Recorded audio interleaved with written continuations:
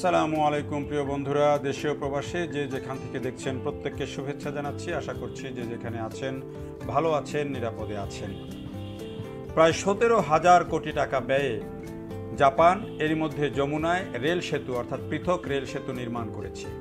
আর এবার সেই জাপান জয়দেবপুর থেকে ঈশ্বরদী পর্যন্ত ডাবল লাইন যেই রেল লাইন সেটি নির্মাণ করবে এবং এর জন্য প্রধান উপদেষ্টার জাপান সফরের সময় এই প্রকল্পের জন্য প্রায় 64 কোটি ডলার ঋণ দেওয়ার প্রতিশ্রুতি দিয়েছে জাপান এবং এটি নির্মাণ হবে একেবারে জয়দেবপুর থেকে ঈশ্বরদী বাইপাস পর্যন্ত। যদিও আমি ঘাটাঘাটি করে যেটি দেখলাম যে এই প্রকল্পটি আসলে অনেক আগেই নেওয়া হয়েছিল এবং এটি চীনের অর্থায়নে হওয়ার কথা ছিল। সেই বিষয়টিতে পরে যাব। প্রথমে আমরা একটু আগে দেখি যে এই যে প্রকল্পটি, সেই প্রকল্পটি নিয়ে জাপানের যে আগ্রহ, সেই আগ্রহের জায়গাটি কী কারণে। জাপান বাংলাদেশের সবচেয়ে বড় উন্নয়ন সহযোগী এবং এই যে দৃষ্টিনন্দন স্টেশন দেখছেন এটি হচ্ছে যমুনা রেল সেতু, যেটি এখন সেই রেল সেতুর পূর্ব স্টেশন অর্থাৎ যেটি ইব্রাহিমাবাদ, সেই ইব্রাহিমাবাদ স্টেশন এবং এই যে দৃষ্টিনন্দন স্টেশন এবং এখানে যে নতুন নতুন লাইন নির্মাণ করা, সেটির মাধ্যমে যেই যমুনা রেল সেতুকে ঘিরে যে দুই দিকে যে কর্মযোগ্য, দুই দিকে যে আধুনিক স্টেশন, কম্পিউটারাইজড যেই অটোমেটেড যে সিস্টেম, সব কিছু নির্মাণ করা হয়ে গেছে এবং এখন যমুনা রেল সেতুর উপর দিয়ে কিন্তু ট্রেন চলছে নিয়মিত এবং এখন 38টা ট্রেন চলে। এটি ভবিষ্যতে দিনে 88টা ট্রেন চলতে পারবে এবং এটিকে ঘিরে যে ট্রান্স এশিয়ান রেলওয়ের সাথে এটি যুক্ত হবে সেটিও বলা হচ্ছে। আর এই যে এত বড় প্রকল্পটি 17,000 কোটি টাকার এই প্রকল্প বাস্তবায়ন করে দিয়েছে কে? জাপান। এখন জাপান নতুন করে বাংলাদেশে যে এই যে যেই অংশটুকু অর্থাৎ এই যে আমাদের এই যমুনা রেল সেতুটাকে বেশি কার্যকর করতে গেলে কিন্তু যেটি দরকার সেটি হচ্ছে যে ডুয়েল গেজ লাইন অর্থাৎ ডবল লাইন। এখন কিন্তু আপনি জয়দেবপুর থেকে যমুনা সেতু পূর্ব পর্যন্ত এটিও সিঙ্গেল লাইন, আবার সেতু পশ্চিম অর্থাৎ সিরাজগঞ্জ থেকে একেবারে ঈশ্বরদী পর্যন্ত সেটিও সিঙ্গেল লাইন। ফলে এই যে সেতু বানানোর পরে যদি এই সিঙ্গেল লাইনই থাকে তাহলে কিন্তু সেতুর যেই কার্যকারিতা সেটি কিন্তু আর খুব বেশি থাকে না। যদিও আধা ঘন্টা সময় সেভ হয়েছে এই নতুন সেতু চালু হওয়াতে, কিন্তু এটিকে পরিপূর্ণভাবে কার্যকর করতে হলে আরও যেটি বললাম যে দিনে 88 জোড়া ট্রেন যে চলবে সেই লাইন তো থাকতে হবে। পাশাপাশি বগুড়া থেকে এই সিরাজগঞ্জ সেতু পর্যন্ত আলাদা একটি লাইন হওয়ার একটা প্রকল্প নেওয়া হয়েছিল, যদিও সেটি এখন আর আলোচনায় নাই। কিন্তু এই যে জাপানে প্রধান উপদেষ্টা গেলেন, যাওয়ার পরে যেই 106 কোটি ডলারের একটা বাজেট সহায়তা এবং ঋণ এবং এই রেল লাইন নির্মাণ, এই ক্ষেত্রে একটা ঋণের কথা বলা হয়েছে এবং এখানে 64 কোটি ডলার এই যে জয়দেবপুর থেকে ঈশ্বরদী পর্যন্ত যেই ডাবল লাইন রেল লাইন নির্মাণ করা হবে সেটির জন্য দেওয়া হয়েছে।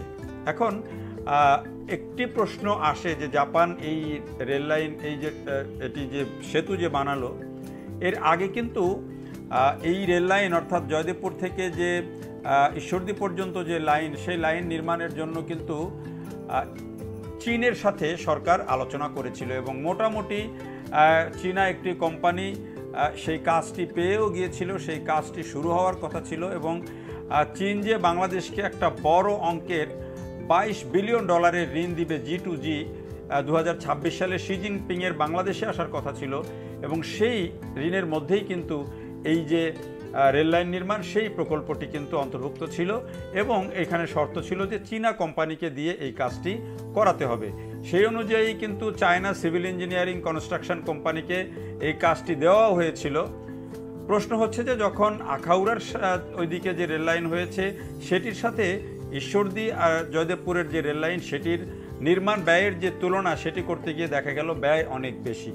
তখন তৎকালীন প্রধানমন্ত্রী শেখ হাসিনা এটিতে প্রায় 1400 কোটি টাকা, 1,500 কোটি টাকা কমানোর জন্য একটি অনুশাসন দিয়েছিলেন, খরচ কমানোর জন্য।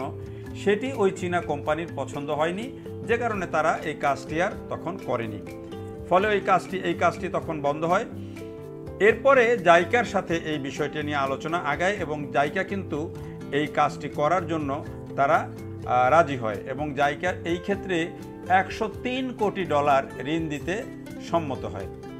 প্রকল্পের যেই সূত্র সেটি বলছে যে জয়দেবপুর থেকে যমুনা সেতু পূর্ব প্রান্ত পর্যন্ত 85.52 কিলোমিটার এবং ঈশ্বরদী থেকে বন্ধু সেতুর পশ্চিম প্রান্ত পর্যন্ত 79.5 কিলোমিটার, এই দুই ভাগে ভাগ করে প্রকল্পটি বাস্তবায়ন করবে জাইকা। এটিই ছিল কথা। এলেঙ্গায় নতুন রেল স্টেশন নির্মাণ করা হবে, 2 অংশে 7টি স্টেশন পুনর্নির্মাণ হবে, 14টি স্টেশন সংস্কার করা হবে, 66টি বড় এবং 138টি ছোট সেতু নির্মাণ করতে হবে। প্রকল্প বাস্তবায়নে গাজীপুর, টাঙ্গাইল, সিরাজগঞ্জ, নাটোর জেলার 106 একর জমি অধিগ্রহণ করতে হবে। নাটোরে ভূমি মালিকদের ইতিমধ্যে 7 ধারায় নোটিশও দেওয়া হয়েছিল। এই যে কার্যক্রমগুলো এগিয়ে নিয়েছিল কিন্তু জাইকা এই প্রকল্পটি বাস্তবায়নের জন্য। কিন্তু 5 আগস্ট শেখ হাসিনা সরকারের পতনের পর বিষয়টি নতুন করে আবার আলোচনায় আসে। প্রধান উপদেষ্টা যখন জাপানে যান তখন এই বিষয়টি আবার আসে। যদিও প্রধান উপদেষ্টা এখানে বাংলাদেশের বাজেট সহায়তা চেয়েছিলেন একটা ঋণ হিসাবে, সেই বাজেট সহায়তা শেষ পর্যন্ত আসলে এটি ওই রেললাইন নির্মাণ এবং আরও কিছু খাতে এই সহযোগিতাটি দেওয়া হয়েছে।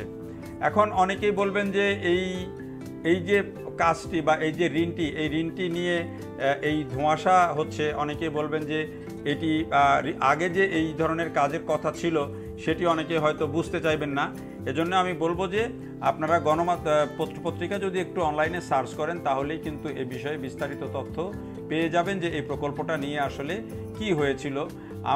আপনি যদি খোঁজেন 11 সেপ্টেম্বর 2022 সালে কিন্তু দৈনিক সমকালে এ বিষয়ে একটা বিস্তারিত রিপোর্ট আছে। সেই রিপোর্টটা পড়লেও কিন্তু আপনারা বুঝতে পারবেন যে জাইকার সাথে এই আলোচনাটি তখনই এগিয়েছিল এবং চীনের সাথে যেই কাজটি চীনা কোম্পানিকে দেওয়া হয়নি, খরচ কমানোর কথা বলাতে তারা সেটিতে আর সম্মত হয়নি। পরে জাইকার সাথে বিষয়টি নিয়ে আলোচনা হয়। তারপরেও এখন যেহেতু আবার নতুন করে আলোচনা এসেছে, সরকারের শেখ হাসিনা সরকারের পতন হয়েছে, তারা এখন নতুন সরকার দায়িত্ব নিয়েছে এবং এই যে জাইকার প্রেসিডেন্টের সাথে আমাদের প্রধান উপদেষ্টা বৈঠক করেছেন। বাংলাদেশে যত কাজ হয়, উন্নয়ন প্রকল্প হয়, বেশিরভাগই কিন্তু এই জাইকার মাধ্যমেই হয়। ফলে জাইকা এখানে বড় স্টেক হোল্ডার জাপানি কাজের পাওয়ার ক্ষেত্রে। তো যেহেতু এখন এই আলোচনা এগিয়েছে, এই যে আমরা দেখেন চলন বিলের মধ্য দিয়ে যেই লাইন দিয়েই আমরা যাচ্ছি, ট্রেনে চড়েই যাচ্ছি এবং এদিক দিয়েই কিন্তু লাইনটা ডুয়েল গেজ হবে, ডবল লাইন হবে এবং এটি হচ্ছে ঈশ্বরদীর মাঝগ্রাম যে স্টেশন, সেই স্টেশনের দৃশ্য। এরপরেই কিন্তু ঈশ্বরদী বাইপাস। তো এই যে এই লাইনটি যদি ডবল লাইন হয় জয়দেবপুর থেকে ঈশ্বরদী পর্যন্ত, তাহলে সুবিধাটা কি হবে? সুবিধা হলো যে তখন কিন্তু আর এই যে বিভিন্ন স্টেশনে গিয়ে ট্রেন একটা আসলে আরেকটাকে ক্রসিং দেওয়ার জন্য, পাসিং দেওয়ার জন্য কিন্তু এক স্টেশনে দাঁড়িয়ে থাকতে হয়। এরকম অধিকাংশ ক্ষেত্রেই হয়। ফলে এখানে কিন্তু একটা লম্বা সময় নষ্ট হয় ট্রেনের। আবার অনেক ভালনারেবল সেতু রয়েছে, ব্রিজ রয়েছে, কালভার্ট রয়েছে, যেগুলোর কারণে কিন্তু ট্রেনের গতি কমাতে হয়। আর এই সব বিষয় বিবেচনা করে এটি যদি ডবল লাইন হয়ে যায় তাহলে এই সব ঝক্কি ঝামেলা থেকে মুক্ত হবে। পাশাপাশি ঈশ্বরদী পর্যন্ত যখন হয়ে যাবে তখন ঈশ্বরদী থেকে যদি আপনি উত্তরবঙ্গের দিকে যান সেদিকে ডবল লাইন আছে, আবার ঈশ্বরদী থেকে যদি আপনি দক্ষিণবঙ্গের দিকে যান ডবল লাইন আছে। ফলে তখন কিন্তু ট্রেন ঈশ্বরদী একটা বড় যেহেতু জংশন, সেখানে এগুলোর এই ট্রেনগুলোর জন্য যেই ক্রসিং সেগুলোর অনেক সহজ হয়। ফলে এই কাজটা যদি পরিপূর্ণভাবে হয়ে যায় তাহলে কিন্তু এই যে ট্রেনের যে বাড়তি সময় নষ্ট বা দুই দিকে উত্তর এবং দক্ষিণবঙ্গের দিকে ট্রেনের যে যোগাযোগ সেটি অনেক বেশি সহজ হয়ে যাবে, সময় কমে আসবে। পাশাপাশি যেহেতু বলা হচ্ছে যে এটি ট্রান্স এশিয়ান রেলওয়ের অংশ হবে, তাহলে যদি সেটি হয় তাইলে কিন্তু সেখানে ট্রেনের সংখ্যা আরও অনেক বেড়ে যাবে।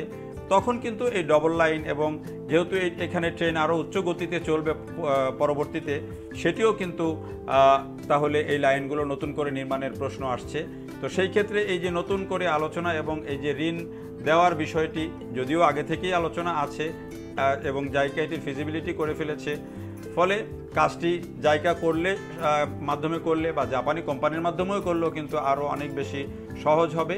যেহেতু বাংলাদেশে অনেকগুলো বড় বড় প্রকল্প জাইকার মাধ্যমে বাস্তবায়ন হয়েছে এবং জাপানি জাইকা তাদের পছন্দ মতো কোম্পানি দিয়ে যদি কাজ করায় সেটিরও কোয়ালিটিও অনেক ভালো থাকে, যেটি আমরা মেট্রো রেলে দেখেছি, যেটি আমরা তৃতীয় টার্মিনালে দেখেছি।